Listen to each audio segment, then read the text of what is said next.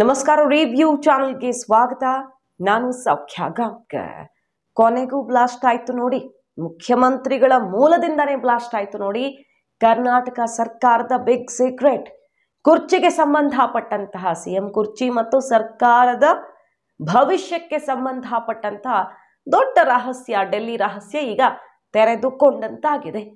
ಏನದು ಮಾಹಿತಿ ಮುಂದೆ ಇಡ್ತಾ ಇದೀವಿ. ಮಿಸ್ ಮಾಡಿದ್ರೆ ನಮ್ಮ ಚಾನಲ್ನ ಸಬ್ಸ್ಕ್ರೈಬ್ ಮಾಡಿ, ನಿಮ್ಮ ಅಭಿಪ್ರಾಯ ಕಮೆಂಟ್ ಮಾಡಿ ತಿಳಿಸಿ. ಎಸ್ ವೀಕ್ಷಕರೇ, ಮುಖ್ಯಮಂತ್ರಿ ಸಿದ್ದರಾಮಯ್ಯನವರ ಸುತ್ತ ಮೂಡ ವಾಲ್ಮೀಕಿ ಕೇಸ್ನ ಉರುಳು ಬಿಗಿಯಾಗ್ತಾ ಇದೆ. ಗೊತ್ತಿಲ್ಲ ಏನಾಗತ್ತೆ ಅಂತ. ಕಾನೂನು ಹೋರಾಟದ ಮೂಲಕ ಡೋಂಟ್ ಕೇರ್, ಸೆಡ್ಡು ಹೊಡಿತೀನಿ ನಾನು ಅಂತ ಸವಾಲ್ ಹಾಕ್ತಿದ್ದಾರೆ ಮುಖ್ಯಮಂತ್ರಿಗಳು. ಓಪನ್ ಚಾಲೆಂಜ್ ಹಾಕಿದ್ದಾರೆ. ಯಾವನು ಟಚ್ ಮಾಡೋಕ್ಕಾಗಲ್ಲ, ನಾನು ಯಾಕ್ರಿ ಕುರ್ಚಿ ಬಿಡಬೇಕು, ಬೇಕಿದ್ರೆ ರಾಜ್ಯಪಾಲರು ಬಿಡ್ಲಿ. ರಾಜ್ಯಪಾಲರ ವಿರುದ್ಧನೇ ರಾಷ್ಟ್ರಪತಿಗಳಿಗೆ ದೂರು ಕೊಡೋಕೆ ಈಗ ತಯಾರಿ ನಡೀತಾ ಇದೆ. ಮುಖ್ಯಮಂತ್ರಿಗಳು ಈಗ ಡೆಲ್ಲಿಗೆ ಹೋಗಿದ್ದಾರೆ. ಶಾಸಕರ ಬಲ ಪ್ರದರ್ಶನ ಆಗಿದೆ. ಶಾಸಕರ ಮೀಟಿಂಗ್ ಮಾಡಿ ಹೈಕಮಾಂಡ್ಗೂ ಕೂಡ ಸಿದ್ದರಾಮಯ್ಯ ಬೆನ್ನಿಗೆ ಈಗಲೂ ಎಲ್ಲ ಶಾಸಕರು ನಿಂತಿದ್ದಾರೆ ಅನ್ನೋ ಕ್ಲಿಯರ್ ಮೆಸೇಜ್ ಕೊಡಿಸುವಂತಹ ಪ್ರಯತ್ನ ಆಯಿತು. ಇದೆಲ್ಲ ಆಗ್ತಿದೆಯಲ್ಲ ಬೆಳವಣಿಗೆ. ಮತ್ತೊಂದು ಕಡೆ ಕಾನೂನು ಹೋರಾಟ ಮಾಡಿ ಸಿದ್ದರಾಮಯ್ಯನವರು ಇಲ್ಲಿ ತಪ್ಪಿಸ್ಕೊಳ್ಳೋಕೆ ಸಾಧ್ಯವೇ ಇಲ್ಲ ಅಂತ ದೂರುದಾರರು ದಾಖಲೆ ಮೇಲೆ ದಾಖಲೆ ಬಿಡ್ತಿದ್ದಾರೆ. ಇದ್ರ ನಡುವೆ ಈಗ ಮುಖ್ಯಮಂತ್ರಿಗಳು ನಿನ್ನೆ ನಡೆದ ಶಾಸಕಾಂಗ ಸಭೆಯಲ್ಲಿ ಭರ್ಜರಿ ಸೀಕ್ರೆಟ್ ಒಂದನ್ನ ಸಿಡಿಸಿದ್ದಾರೆ. ಅದು ಸರ್ಕಾರದ ಅಸ್ತಿತ್ವಕ್ಕೆ ಸಂಬಂಧಪಟ್ಟದ್ದು, ಸರ್ಕಾರದ ಅಳಿವು ಉಳಿವಿಗೆ ಸಂಬಂಧಪಟ್ಟದ್ದು. ಡೆಲ್ಲಿಯಲ್ಲಿ ಏನು ಮೀಟಿಂಗ್ ಆಗಿದೆ ಹಾಗಾದ್ರೆ? ದೇವೇಗೌಡರು ಅಮಿತ್ ಶಾ ಮೋದಿ ಅವ್ರನ್ನ ಭೇಟಿ ಮಾಡಿ ಬಂದಿದ್ದು ಇತ್ತೀಚೆಗೆಲ್ಲ ಸೌಂಡ್ ಆಯ್ತಲ್ಲ, ಆ ಹೊತ್ತಲ್ಲಿ ನಡೆದಿದೆ ಎನ್ನಲಾದ ಮೀಟಿಂಗು. ಮುಖ್ಯಮಂತ್ರಿಗಳಿಗೆ ಗುಪ್ತಚರ ಮಾಹಿತಿ ಸಿಕ್ಕಿದೆ ಅಂತಾಯ್ತು.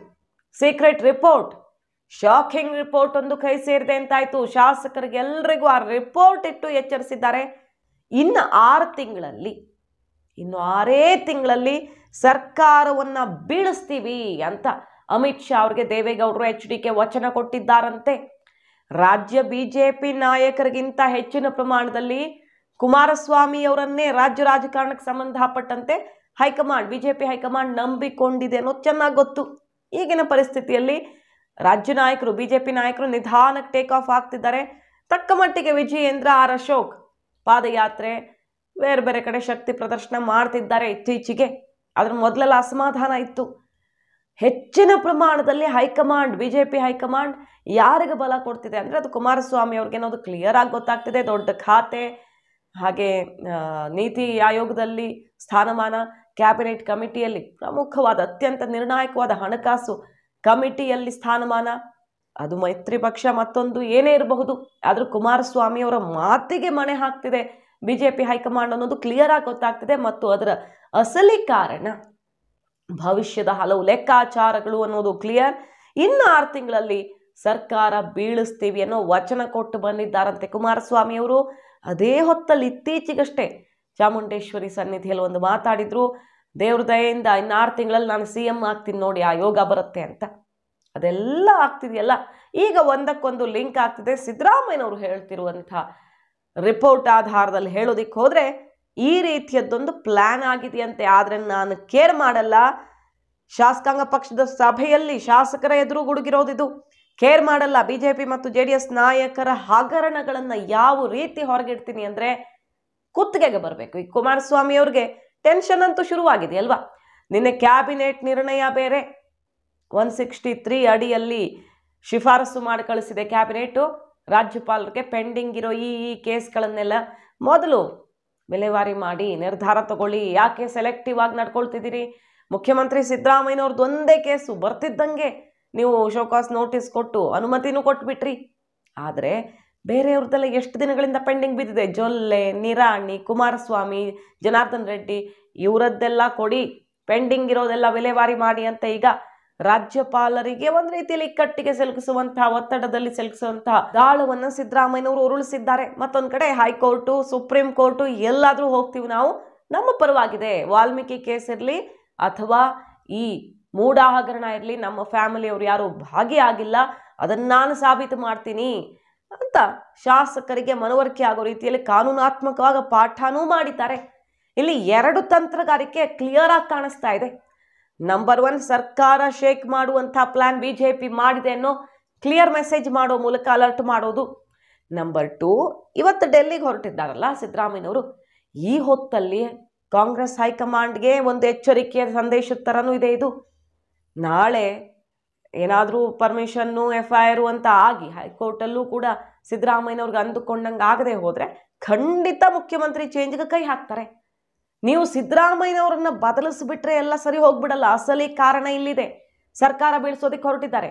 ಅಟ್ಲೀಸ್ಟ್ ಸಿದ್ದರಾಮಯ್ಯ ಇದ್ರೆ ಕಾನೂನು ಹೋರಾಟ ಮಾಡುವ ಬಲ ಇದೆ. ಶಾಸಕರು ಗಟ್ಟಿಯಾಗಿ ನಿಂತಿದ್ದಾರೆ. ಮೊನ್ನೆ ಅಷ್ಟೇ ಎಚ್ಚರಿಕೆ ಕೊಟ್ಟರಲ್ಲ ಮಿನಿಸ್ಟರ್ಗಳು.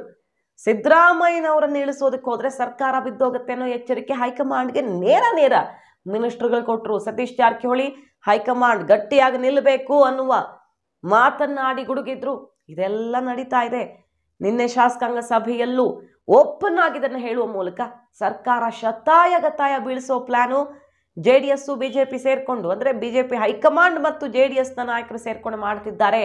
ಹುಷಾರನ್ನುವ ಸಂದೇಶವನ್ನು ಕೊಡ್ತಿದ್ದಾರೆ. ನಾಳೆ DK ಶಿವಕುಮಾರ್ ಅಥವಾ ಖರ್ಗೆ ಅವರನ್ನು ಕುರ್ಚಿಯಲ್ಲಿ ಕೂರಿಸಿದ್ರೆ, ಈಗಿರೋ ವಾತಾವರಣ ನೋಡಿದ್ರೆ DK ಶಿವಕುಮಾರ್ ಕೂರಿಸ್ತಾರೆ ಅಂತ ಅನಿಸಲ್ಲ. ಸಿದ್ದರಾಮಯ್ಯನವ್ರನ್ನ ಕೆಳಗಿಳಿಸಿದ್ರು, ನಾಳೆ ಖರ್ಗೆ ಅವ್ರನ್ನ ಕರ್ಕೊಂಡು ಬಂದು ಕೂರಿಸೋ ಚಾನ್ಸ್ ಜಾಸ್ತಿ ಕಾಣ್ತಾ ಇದೆ. ಖರ್ಗೆ ಅವ್ರ ಜೊತೆ ಶಾಸಕರ ಮೀಟಿಂಗ್ ಅಂತೆ ಅದು ಇದು ಎಲ್ಲ ಆಗ್ತಾ ಇದೆ. ಯಾಕೋ ಹೆಸರಿಗೆ ಮಾತ್ರಕ್ಕಷ್ಟೇ ಸಿದ್ದರಾಮಯ್ಯನವ್ರ ಬೆನ್ನಿಗೆ ನಿಂತಂಗೆ ಕಾಣಿಸ್ತಿದೆ ಈಗ ಡೆಲ್ಲಿ ನಾಯಕರು.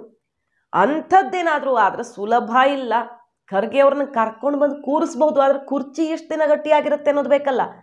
ಅಂತಹ ಪ್ರಯತ್ನ ಆಗ್ತಿದೆ. ಹುಷಾರಾಗಿರಿ. ತಂಡನೇ ಒಂದು ಟೀಮೇ ಎತ್ತು ಬಿಟ್ರೆ ಮುಗೀತಲ್ಲಿಗೆ.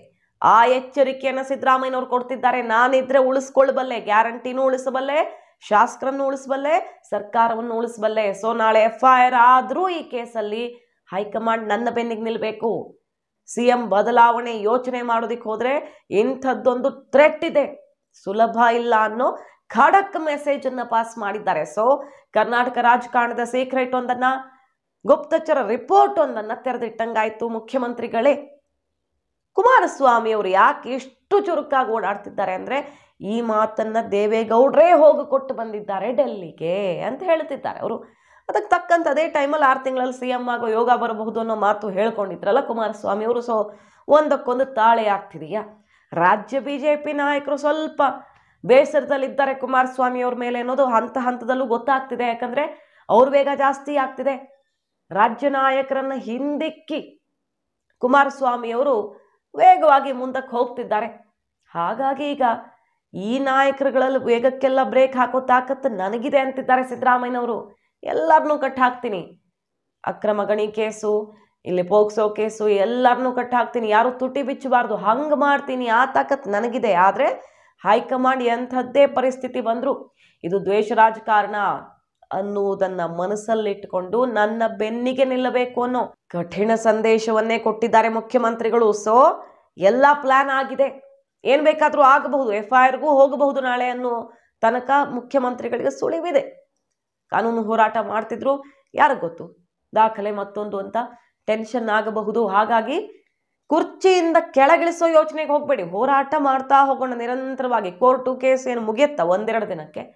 ಅದು ಈಗ ಮುಖ್ಯಮಂತ್ರಿಗಳು ಉರುಳಿಸಿರುವ ದಾಳ. ಮಾಹಿತಿ ನಿಮ್ಗೆ ಇಷ್ಟ ಆಗಿದ್ರೆ ಮಿಸ್ ಮಾಡಿದ್ರೆ ನಮ್ಮ ಚಾನಲ್ನ ಸಬ್ಸ್ಕ್ರೈಬ್ ಮಾಡಿ, ನಿಮ್ಮ ಅಭಿಪ್ರಾಯ ಕಮೆಂಟ್ ಮಾಡಿ ತಿಳಿಸಿ. Thank you.